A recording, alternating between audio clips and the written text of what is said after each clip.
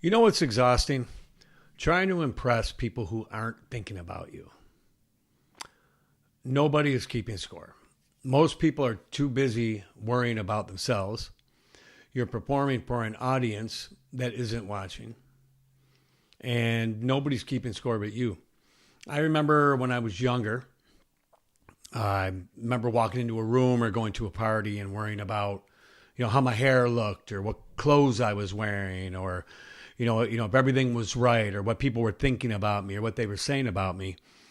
And I realize now, as I've gotten older, nobody cares. Even at work, we have safety meetings. Nobody cares. Nobody's paying attention. Everybody's into their own thing. Everybody's worried about the same thing that you are. Everybody's worried that, what are they going to think of me or are they going to like me? But man, approval is expensive. Impressing people is a full-time job with no paycheck.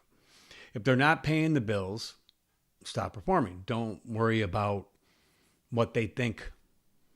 I mean, if they're not your boss, if they're not somebody that matters, don't worry about it. Peace is better than applause. Freedom. The moment you stop trying to impress, you get your energy back. You stop dressing for validation. You stop talking for approval, and you start building for yourself. When you spend most of your time performing, you don't have energy to work on yourself because you're so worried about what everybody else thinks and what everybody else is doing. You're so busy trying to keep up with the Joneses, right? Trying to, have something that you think somebody else is going to. I've always said, that people define themselves. Some people have to have a fancy car. Some people have to dress fancy all the time.